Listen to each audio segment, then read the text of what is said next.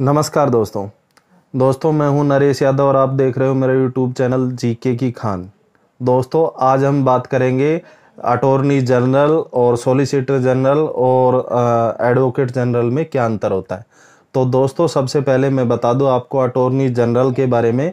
Attorney general के लिए अनुच्छेद जो 76 है वो ये प्रावधान करता है कि भारत सरकार की कानूनी सलाह के लिए एक उच्च प्रशिक्षित उच्च कानून का जानकार व्यक्ति की व्यवस्था की जाएगी, जिसको कि अटॉर्नी जनरल कहा जाता है, जो कि भारत सरकार को कानूनी सलाह देता है। यदि किसी वाद विवाद के बारे में भारत सरकार को सलाह चाहिए तो उसको कानूनी सलाह अटॉर्नी जनरल देता है, जिसका हिंदी में नाम होता महान्यायवादी।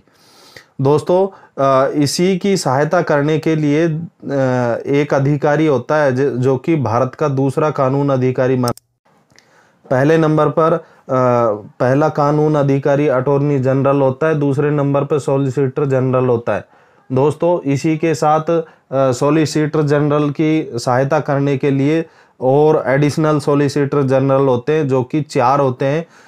यानी सबसे ऊपर अटॉर्नी जनरल होता है और दूसरे नंबर पर सॉलिसिटर जनरल होता है, और उस सॉलिसिटर की सहायता करने के लिए 4 एडिशनल सॉलिसिटर जनरल होते हैं। अटॉर्नी जनरल एक संवैधानिक पद है, जबकि सॉलिसिटर जनरल एक संवैधानिक पद नहीं है।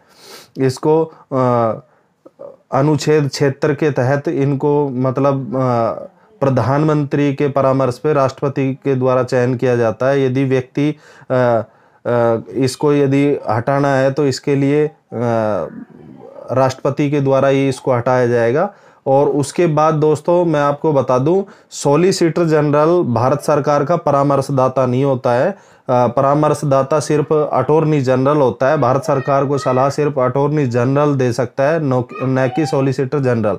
सॉलिसिटर जनरल का काम इतना होता है सिर्फ कि जैसे भारत एक बहुत बड़ा देश है, उसमें कानून के बहुत से पेचीदे पेश सरकार के प्रति आते रहते हैं, जिसके लिए कार्यभार अटॉर्नी जनरल पे ज़्यादा ना रह पाए और वो उसका काम थोड़ा सॉलिसिटर जनरल बांट ले, इसलिए इस अधिकारी की नियुक्ति की जाती है। और ये भारत का दूसरा कानून अधिकारी माना जाता है, और ये सिर्फ भारत सरकार की तरफ से कोर्ट में पेश हो सकता है, न कि भारत सरकार की को कोई परामर्श या कोई सलाह दे सकता है। दोस्तों इसके बाद जो 4 एडिशनल सॉलिसिटर जनरल होते हैं वो इसी की सहायता करते हैं सॉलिसिटर जनरल की, जो कि एक प्रकार से इन्हीं की मतलब नीचे अधीन काम करते हैं। और जिस तरह भारत सरकार की सहायता करने के लिए अटॉर्नी जनरल होता है, उसी तरह राज्य सरकार की कानूनी सहायता करने के लिए एडिशनल एडवोकेट जनरल होता है। राज्य सरकार की कानूनी सलाह के लिए कौन सा अधिकारी होता है? Advocate general. एडवोकेट जनरल मुख्यमंत्री की सलाह पर राज्यपाल के द्वारा नियुक्त किया जाता है और उसी को राज्यपाल के द्वारा ही हटाया जा सकता है। एडवोकेट जनरल होता है वो अनुच्छेद 165 के तहत ये प्रावधान है कि राज्य सरकार की सहायता के लिए एक कानून के जानकार व्यक्ति की व्यवस्था की जाएगी, जिसको कि एडवोकेट जनरल बोला जाता है। और दोस्तों 177 अनुच्छेद 177 में ये भी व्यवस्था की गई है कि ये राज्य के दोनों सदनों में कार्रवाई के बीच में मतलब ये हिस्सा ले सकता है, न कि वोट दे सकता है। किसी भी कार्यवाही में यदि वोट की जरूरत है तो ये वोट नहीं दे पाएगा, ओनली श्रोता और उसकी कार्यवाही में मतलब शामिल हो सकता है, न कि वोट दे सकेगा। उसी तरह अटॉर्नी जनरल भी भारत सरकार की यानी भारत की संसद में हिस्सा ले सकता है, न कि वोट दे सकता है। तो दोस्तों अटॉर्नी जनरल के भारत सरकार के प्रति जिम्मेदार होता है, और जबकि जो एडवोकेट जनरल होता है वो राज्य सरकार के प्रति जिम्मेवार होता है।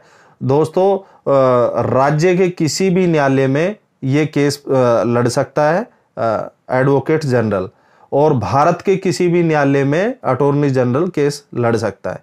दोस्तों यदि अटॉर्नी जनरल किसी व्यक्ति विशेष का निजी मामला यदि कोर्ट में लड़ना चाहे तो वो लड़ सकता है। उसके लिए भारत सरकार उसको अपनी तरफ से कोई तनख्वाह वगैरह नहीं देगी, उसको उस क्लाइंट की तरफ से वो मिलेगा। और भारत सरकार उनको सिर्फ घर और भत्ता वगैरह की व्यवस्था करेगी। और दोस्तों 177 में ये जैसे प्रावधान बताया कि वो राज्य सरकार के किसी सदन में हिस्सा ले सकता है एडवोकेट जनरल, ऐसे ही भारत सरकार के संसद में जो अटॉर्नी जनरल होता है वो भी हिस्सा ले सकता है। दोस्तों यदि आपको ये अटॉर्नी जनरल और सॉलिसिटर जनरल और एडवोकेट जनरल के बारे में आपको यदि ये मेरी सलाह, ये मेरी जानकारी अच्छी लगी हो तो प्लीज़ वीडियो को शेयर कीजिएगा और चैनल को सब्सक्राइब कर लीजिएगा। जय हिंद दोस्तों।